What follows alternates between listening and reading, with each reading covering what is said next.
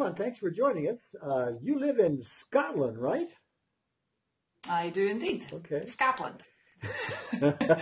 Well, we can tell by your accent, Yeah. I was just reading your article, and I thought it was really good for people to spend some time on.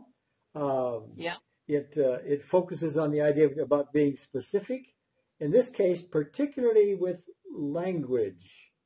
And Yeah. your client had cut his finger, and he cut his finger open, and that's the language he used, right?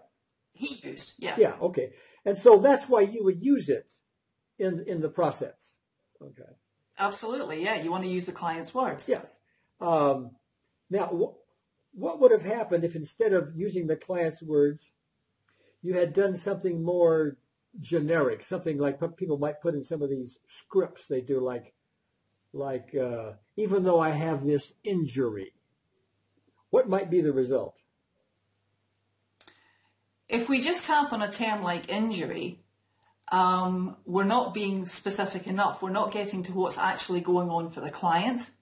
And it's also possible that the word injury it's too vague in that it doesn't actually let me see the energy disruption in front of me at that point in time. Yes.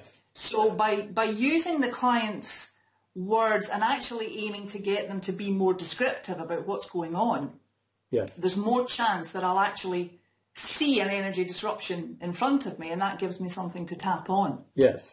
On the other hand, if you just tap on even though I had this injury, yeah, you're likely to get some results.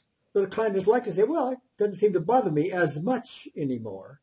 And for the newcomer to EFT, that may seem like, great, we got the job done. And it would seem like that, but we didn't get it all, that's the point, okay? And so you went on to using something like, even though I sliced my finger, and that, he was fine with cut my finger. Or cut my finger open, but sliced. Ooh, really got to it. Yeah, really got to him. So you picked up another aspect. He got deeper results, and all of that is just burrowing down, beneath the process. I think something I always say is that if you tap, chances are you're going to get some results. Yes. Irrespective of what you're tapping on. Even if you're tapping without pointing at anything specific, you're probably going to get some results. Yeah, you'll get relaxed. You may be tuned into something that you're not even aware of at the moment. Yeah. And something happens. Yeah, right. Something happens, yeah.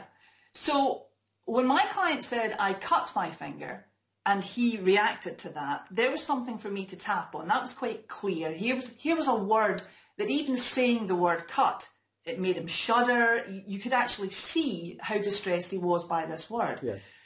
So we tap, tap, tap, and now we can say, I cut my hand open and it has no impact whatsoever. So yeah, on the face of it, you think, hey, job done. Yes. It would appear that the client's not affected by it anymore.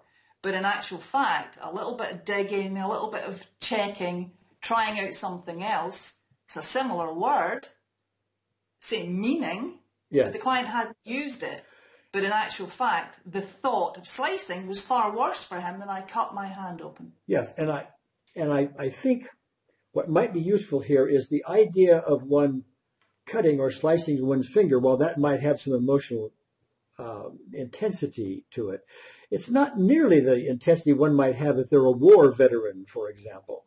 And so what I want to do is take this relatively mild, I cut my finger type thing over to the war veteran. If you start having, so even though I have this bad memory, or even though I have this PTSD or something like that, yeah, they can actually get some results. They might even sleep better, etc. But you have done them, my view, a disservice by not getting down into the really specifics of that. That was all those memories and so on. So give me your thoughts on that. Well, if I can give you a sort of example of something that I do.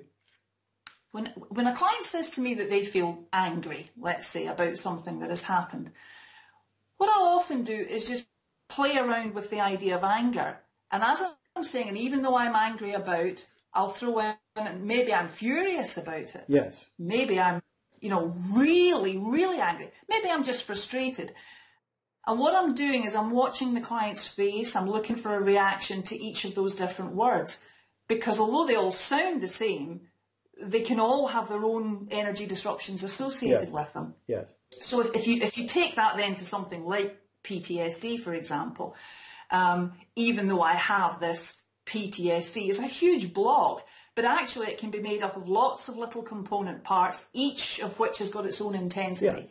And that's what we're trying to find. Yeah. And often just going for the specific memories involved, and then the specifics behind the specific memory, you really get this stuff done thoroughly. And with EFT, you can often do it relatively efficiently compared to talking about it forever and that kind of thing, as conventional therapy tends to do.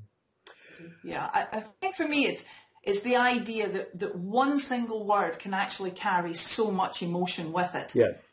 And it's about having that awareness that, like I said in my article, you've cleared the feelings on one word, but there's actually still emotional distress there, and it happens to be hooked around another word. And I'm talking about the language side of it. Yeah.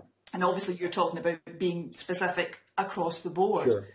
But, you see examples of it again and again and again in the therapy room. Yeah, of course. Helen, thank you so much for your insight. I really liked your article, and I think this discussion and the article itself is going to help a lot of people. So thank you so much. You're very welcome. Thank you for the opportunity.